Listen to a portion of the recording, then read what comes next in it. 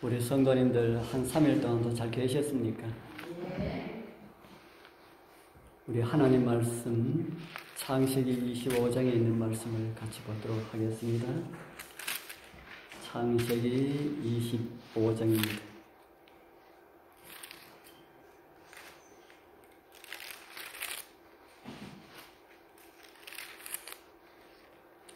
창세기 25장 20절.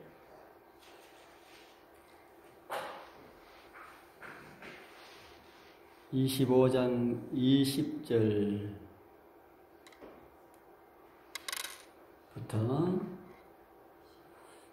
23절까지만 읽어보겠습니다. 25장 20절. 이삭은 시작. 이삭은 40세에 리브가를 맞이하여 아내를 삼았으니 리브가는 밧단 아람의 아람 족속 중 부두엘의 딸이요 아람 족속 중 라반의 누이였더라. 이삭이 그의 아내가 임신하지 못하므로 그를 위하여 여호와께 간구하며 여호와께서 그의 간구를 들으셨으므로 그의 아내 리브가가 임신하였더니 그 아들들이 그의 태속에서 서로 싸우는지라. 그가 이르되 이럴 경우에는 내가 어찌할꼬 하고 가서 여호와께 묻자온대 여호와께서 그에게 이르시되 두 국민이 내 태중에 있구나. 두 민족이 내 복중에서 나누이리라. 이 족속이 저 족속보다 강하겠고 큰 자가 어린 자를 섬기리라 하셨더라. 아멘.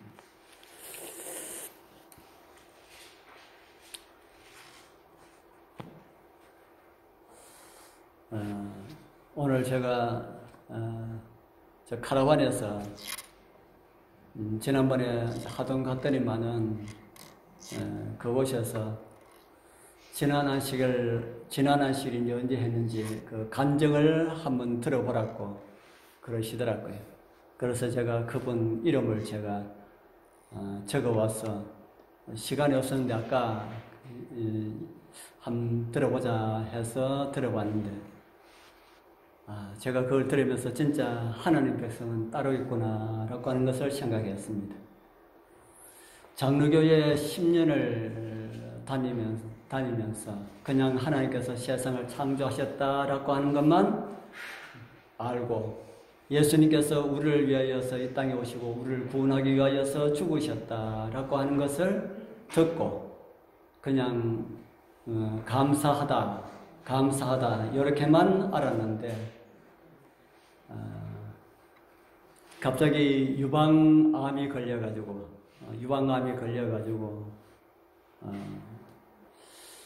병원에서 식인도로 해야 되겠다 해가지고 항암을 맞고 그렇게 하다가 어떻게 이 베델에서 나오는 그 영상들을 좀 보았습니다. 그래서 그걸 들으니까 내가 살 곳은 저기 가야 되겠구나. 저기 가면은 내가 살겠구나라는 생각이 들더랍니다. 그래서 남편한테 의논하지 않고 그냥 보따리 싸가지고 그냥 도망갔다 그럽니다. 남편한테 이야기하면은 못 가게 하니까 그냥. 그래서 내일 모레 항암 받으러 가야 되는데 사람이 없어졌으니까 전화를 해서 야단을 하는데 나 버렸다 생각하고 이곳에 두라. 그래서 그곳에 있게 되는데 말씀을 통하여서 자기가 깨어지고 내가 얼마나 잘못된 삶을 살았나 하는 것을 말씀을 들으면서 그것을 느끼고 정말 제가 지난번에 새로 태어나는 사람은 울면서 태어난다 그랬지 않습니까? 펑펑 울면서 자기 남편이 자기에게 잘못해서 자기가 암이 걸린 줄 알았는데 말씀을 들으니까 자기가 잘못해서 자기 남편까지 자기를 이렇게 그렇게 생각하는 그렇게 했다라고 하는 걸 생각하니까 너무 참 아팠어. 그래서 정말 하나님을 주님으로 모시고 대구에 있는데 나와서 대구에 가서 우리 안실교회에 찾아서 그래서 우리 교회에 나온다는 그 이야기를 들었습니다.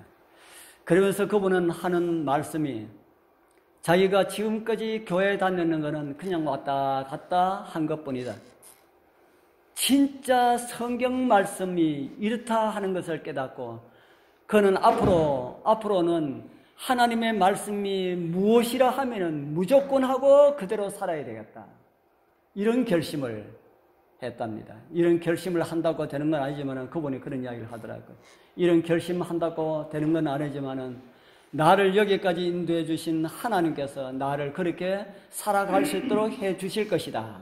이런 믿음을 가지고 그렇게 살아가고 있다라고 하는 그런 간증을 들었는데 저는 그 간증을 들으면서 우리 군의교회에도 많지 않은 식구지만은 정말 하나님의 말씀이 우리의 심령 속에서 살아 역사하는 그런 우리 성도들 되었으면 참 좋겠다라고 하는 이런 생각을 하게 되었습니다.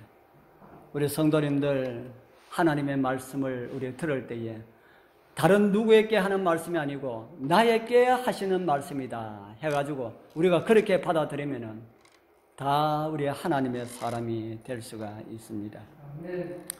오늘 저는 창세기 25장 20절에서 26절에 기록된 말씀을 가지고 선택과 구원이라고 하는 이런 제목으로 좀 말씀을 좀 드리려 합니다. 오늘부터는 저는 성경에 기록되어 있는 위인들 중에 가장 사람 냄새가 많이 나고 가장 파란만장한 삶을 살았던 야곱의 이야기를 하려고 합니다. 얼마의 시간이 될지 모르지만은 사람 냄새 많이 나는 그런 야곱과 관련된 말씀을 통하여서 우리의 모습, 나의 모습, 다른 사람의 모습이 아니라 나의 모습을 바르게 볼 수 있는 그런 은혜까지 얻게 되기를 소망합니다. 그리고 야곱이 붙잡았던 그 하나님, 우리도 붙잡고 야곱은 그의 후반기에 들어서서 야곱이라고 하는 이름은 속이는 자라고 하는 그런 의미가 있는 이름입니다. 그 속이는 자라고 하는 그런 의미가 있는 그 이름에서 하나님과 겨루어서 이겼다라고 하는 이스라엘이라고 하는 이름을 하나님께로부터 받았습니다. 우리도 하나님을 만나서 야곱이 받았던 그 이름, 우리도 이겼다, 세상을 이겼다, 사단에서 이겼다, 승리했다라고 하는 이런 승리의 이름을 우리도 다 가졌으면 좋겠습니다. 이삭은 40세에 리브가를 만나서 결혼하였다고 우리가 말씀을 읽었지요. 그리고 26절에 보니까 몇 세에 아들을 낳았다고 합니까? 다 잊어버리셨지요. 이삭은 40세에 결혼을 해서 60세에 아들을 낳게 됩니다. 여러분들 땅에 살면서 어떤 집은 참 손이 귀하다라는 이런 말 듣지요. 이런 말 하기도 하고 듣기도 합니다. 들어보셨습니까? 누구 집에는 참 손이 귀하다.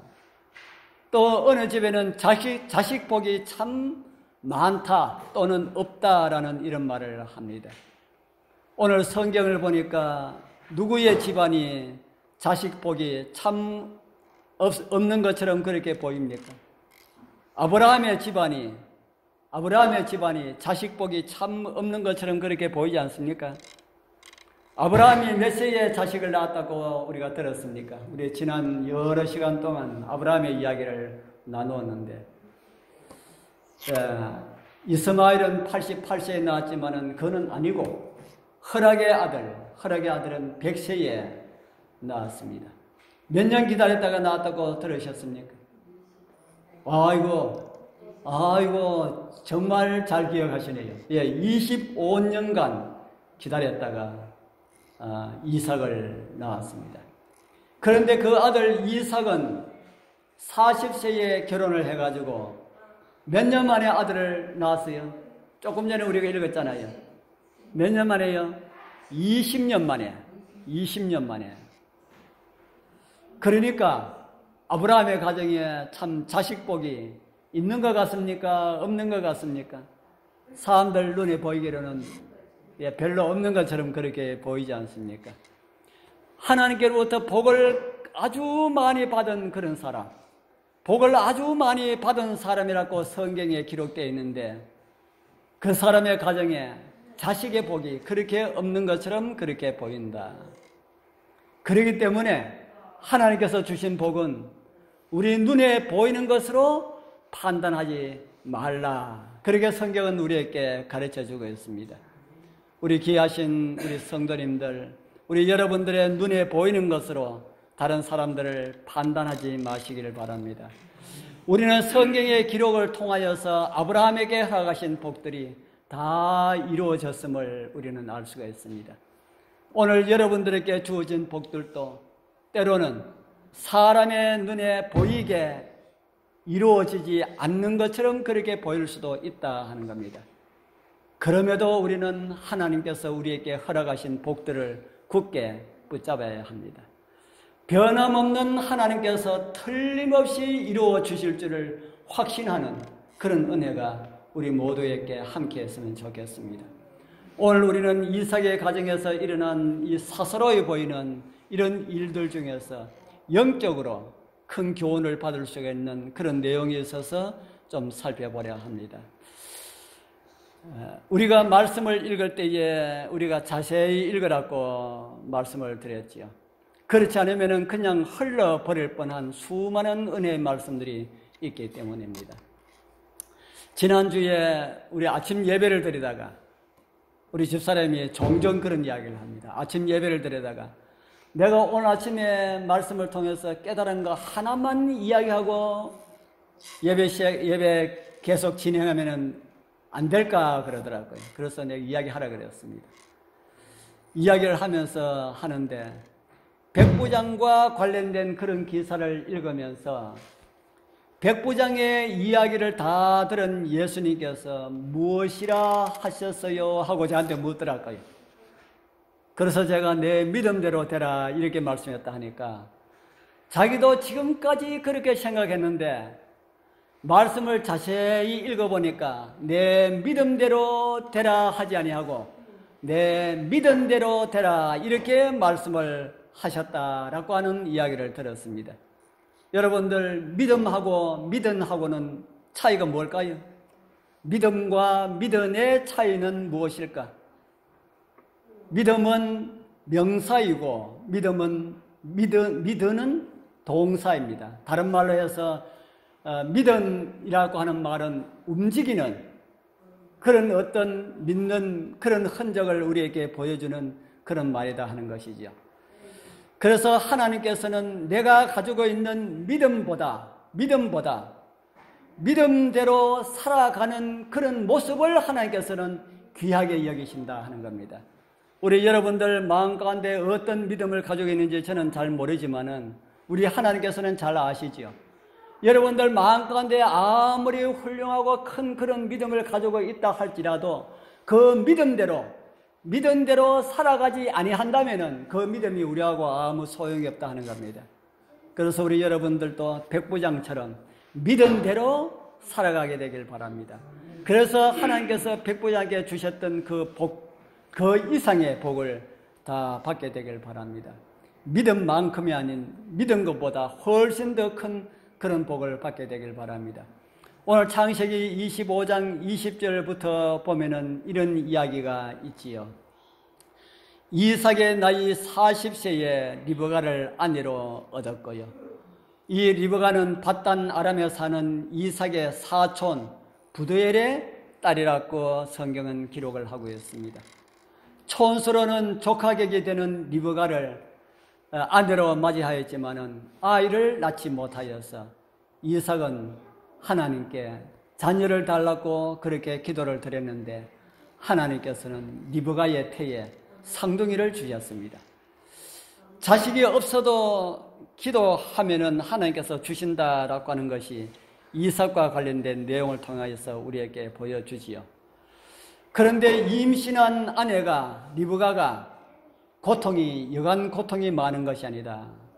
그 당시는 아이가 배가 좀 불러도 거기 상동인지 뭔지 모르잖아요. 그런데 리브가의 뱃속에 상둥이가 들어있으니까 뱃속에서 얼마나 이 아이들이 잘 노는지 그래서 그런 표현을 성경에는 태속에서 서로 싸우는지라 그렇게 기록을 하고 있습니다. 뱃속에서 그 쌍둥이가 들었는데 쌍둥이가 둘이 치고받고 싸우는 그런 일이 있을까요? 그런데 얼마나 운동이 심했으면은 사모가 깜짝깜짝 놀랄 정도로 그렇게 운동을 너무 크게 해서 이 리브가가 참 많이 고생을 하였다는 생각이 듭니다. 그래서 리브가가 너무 힘드니까 하나님이시여 자식을 중건해 줬지만은 왜 이렇게 몸이 괴롭고 아픕니까? 하고 이렇게 기도를 드렸다. 그러니까 하나님께서 응답을 주시는데 어떤 응답을 주셨다 그랬습니까? 여호와께서 그에게 이르시되 두 국민이 내 태중에 있구나. 두 민족이 내 복중에서부터 나누이리라. 이 족속이 저 족속보다 강하겠고 큰 자는 어린 자를 섬기리라. 리브가의 몸속에 누가 있다고 합니까? 리브가의 몸속에 누가 있다 그럽니까? 두 국민. 한편으로 생각하면 엄청난 은혜의 말씀처럼 보이고 또 다른 한편으로 생각하면 참 불행한 그런 어머니처럼 여겨집니다. 한 족속의 어머니가 아니라 두 민족의 어머니라 하니까 얼마나 큰 은혜처럼 여겨집니까? 그런데 태어날 때부터 형제가 나누게 될 것이라 라고 하는 이거는 별로 좋지 않은 것처럼 그렇게 여겨지지요. 그리고 해산을 하는데 먼저 나온 아들은 온몸에 붉은 털옷을 입고 나온 것 같은 그런 모습을 보여서 이름을 붉은 이라는 의미의 에서라고 하는 이름을 지었고요. 에서라고 하는 이름이 붉다라는 그런 의미의 이름입니다. 그리고 그 뒤에 동생이 태어나는데 나오면서 먼저 나온 형의 발꿈치를 붙잡고 그렇게 나왔습니다. 뭐 진짜 그런지 안 그런지는 우리가 안 봤으니까 모르죠. 형의 발꿈치를 잡고 나와서 이름을 야곱이라고 지었습니다. 야곱이라고 하는 이름은 속이는 자라는 그런 의미도 있지만은 발꿈치를 잡았다라고 하는 이런 의미도 있습니다. 그런데 하나님께서 이곳에 주신 말씀 가운데 좀 의문스러운 말씀이 하나 있습니다. 쌍둥이 형제 중에 누가 더 잘 될 것이라 했습니까? 이 족속이 제가 빨간 칠을 해놨지요. 이 족속이 저 족속보다 강하겠고 큰 자는 어린 자를 섬기리라 하셨더라. 큰 자는 누구를 가지고 큰 자라 그럽니까? 먼저 나온 형이 누구를 섬기게 될 것이라고 합니까? 형이 누구를 섬기게 될 것이라고요? 큰 자는 어린 자를 섬기리라. 다른 말로 하면은 형이 동생을 섬기는 그런 집안이 될 것이다. 어느 집안이 크게 될 거라는 말입니까? 동생 집안이 크게 될 것이라 라고 하는 이런 말씀이지요.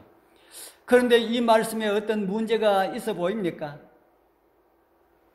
어떤 문제가 있어 보입니까? 별로 두 형제가 있는데 동생이 더 잘 될 것이다 라고 하는데 뭐 문제가 되겠습니까?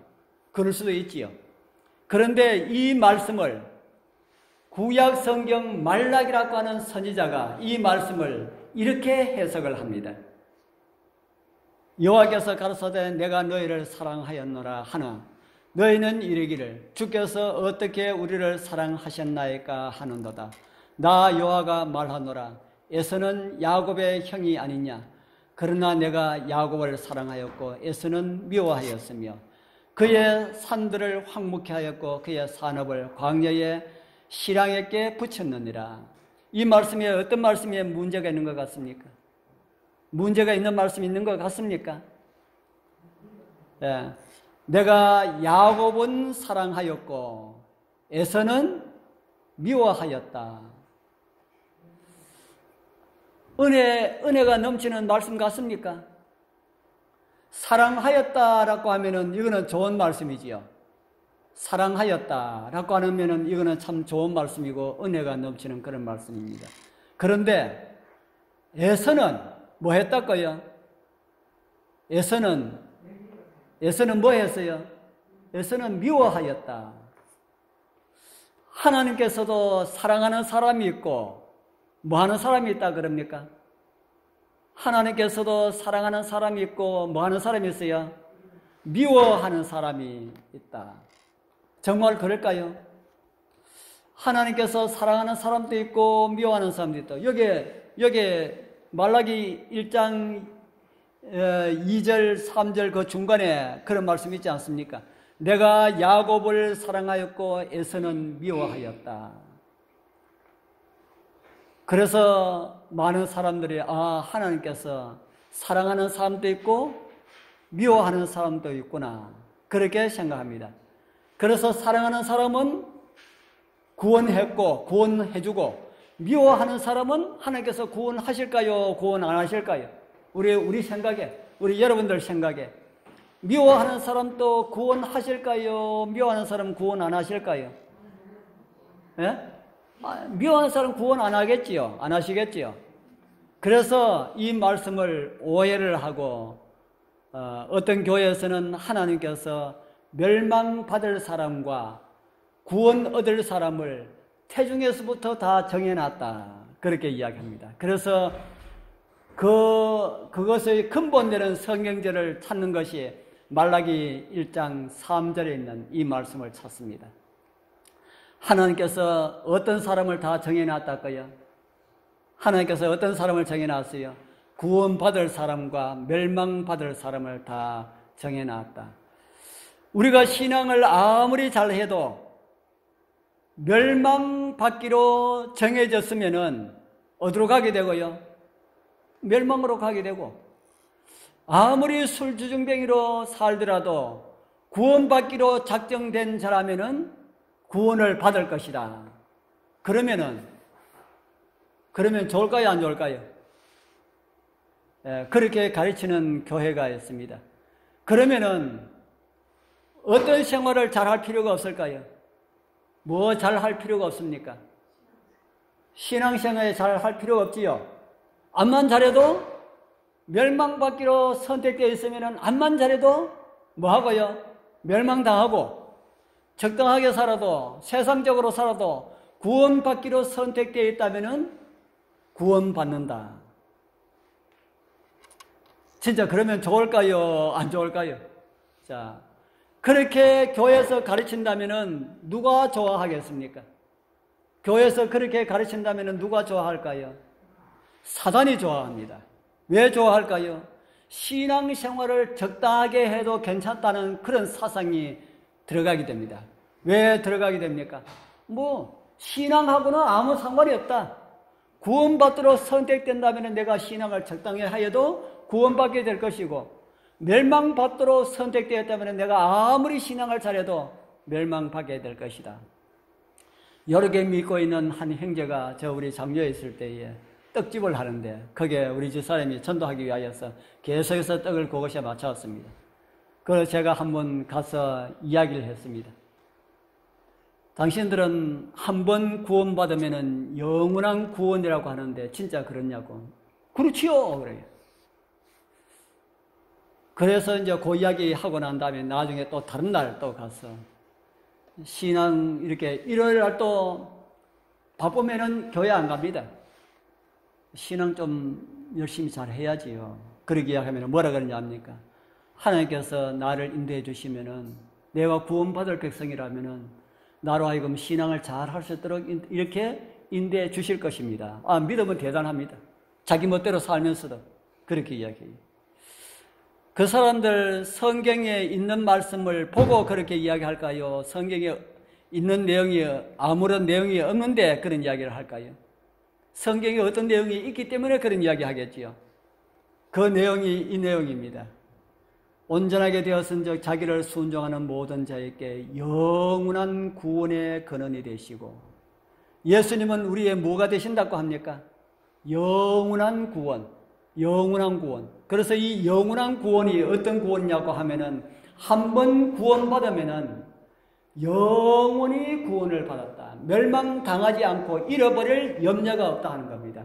교회에 나가서 침례받고 밖에 나가서 제멋대로 살아도 그 사람은 구원받는다 하는 겁니다.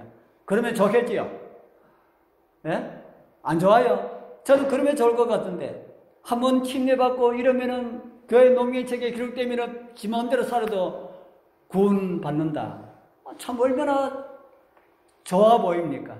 그래서 이렇게 주장하는 사람이 한 10몇 년 전에 첫 설교를 했을 때에 우리나라 선풍적인 인기를 얻었습니다. 그래서 얼마 되지 않아서 갑자기 교회가 확 커져버렸어요. 그런데 구약에도 이 온전한 구원에 대한 말씀이 있는데요. 이스라엘은 여호와께 구원을 입어 영원한 구원을 얻으리니, 누구도 영원한 구원을 얻었다 합니까? 이스라엘도 영원한 구원을 얻었는데, 여러분들 이스라엘 나라가 영원한 구원을 얻었습니까? 못 얻었습니까? 예, 이스라엘 나라는 멸망하였죠. 멸망하고 뭐 몇십 년 전에 다시 한 나라로 복귀해가지고 그렇게 되지 않았습니까?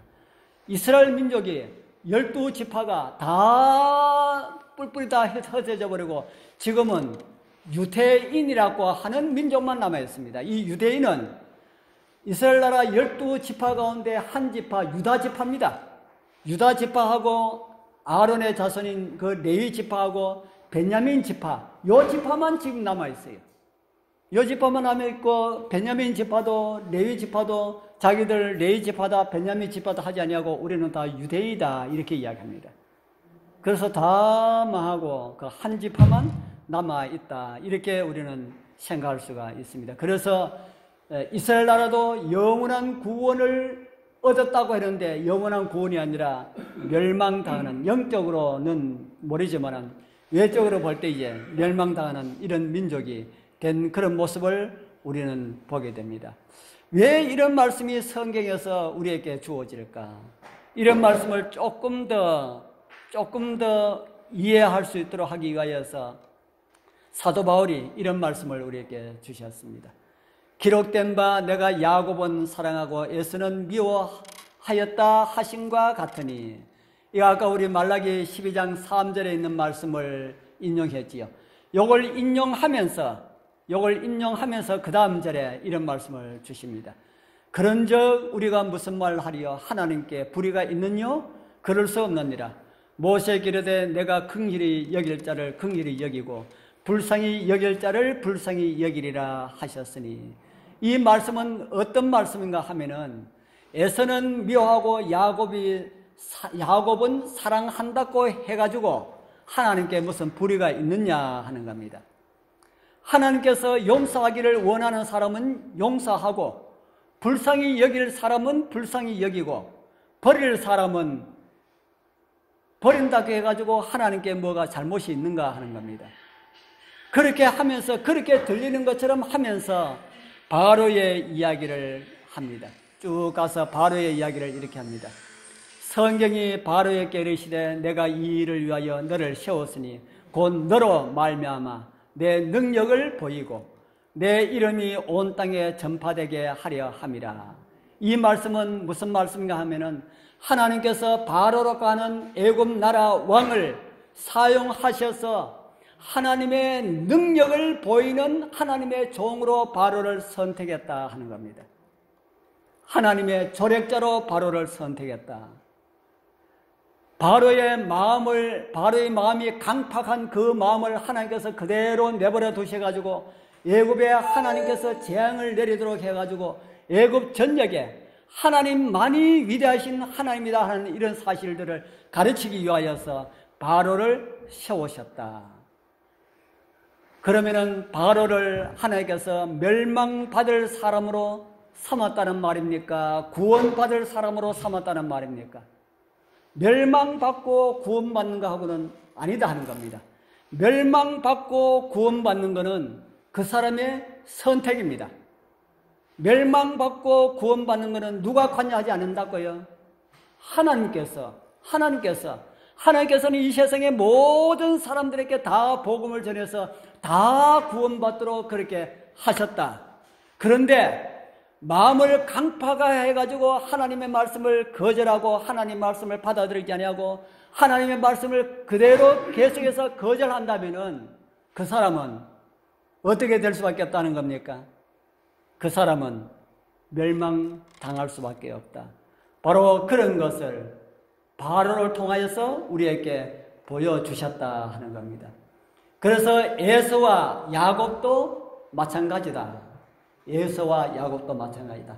하나님께서는 야곱을 사랑하시어서 메시아의 조상으로 삼으셨다. 그것이 하나님의 뜻이다 하는 겁니다.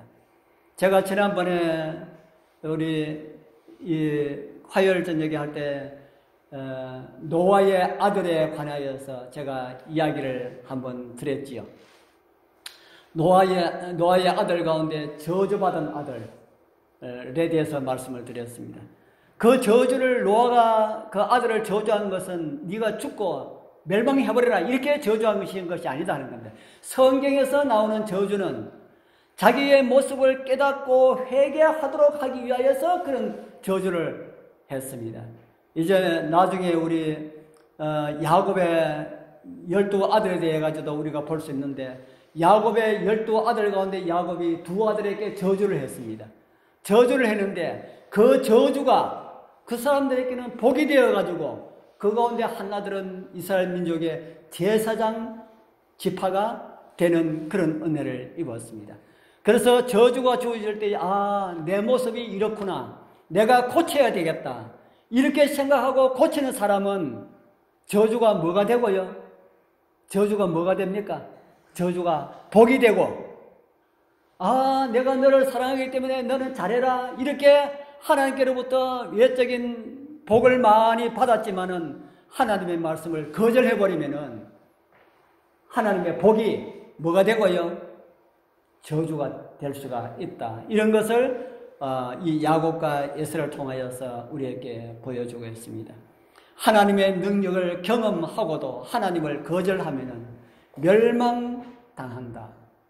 그래서 선택받은 야곱이 하나님을 신뢰하면은 구원이 있고 하나님을 버리면은 멸망당하고 에서도 그렇게 하나님의 미움의 대상이라고 했지만은 에서도 하나님을 만나고 하나님을 믿으면은 그도 구원을 받고 하나님을 버리면은 그도 멸망을 당한다. 구원은 자신의 선택이지 하나님의 선택이 아니다 하는 겁니다. 우리는 어떨까요? 우리도 마찬가지지요. 우리 사랑하는 우리 성도님들 제7일 안식일 예수 재림 교인 되었다 해가지고 자만하지 마십시오. 진짜 바른 진리 교회의 한 사람이 되었다 해가지고 나는 구원을 따놓은 것처럼 그렇게 생각하지 말라 하는 겁니다. 우리가 재림교회 정말 바른 진리 안에 있는 그런 하나님의 선택받은 그런 백성으로 하나님께서 우리를 인도해 주셨지만은 하나님의 은혜를 경험하고 믿음으로 하나님 말씀에 순종하는 그런 삶을 산다면은 오늘 우리도 구원이 있지만은 바른 진리 가운데 살아가도록 하나님께서 우리를 불러주셨지만은 우리가 하나님의 말씀을 거역하고 불순종한다면은 우리도 뭐 할 수밖에 없어요? 우리도 멸망할 수밖에 없다. 하나님께서 야곱은 사랑하시고 에서는 미워하였다라고 하는 말씀이 이런 말씀이다 하는 겁니다. 이해가 됩니까? 예.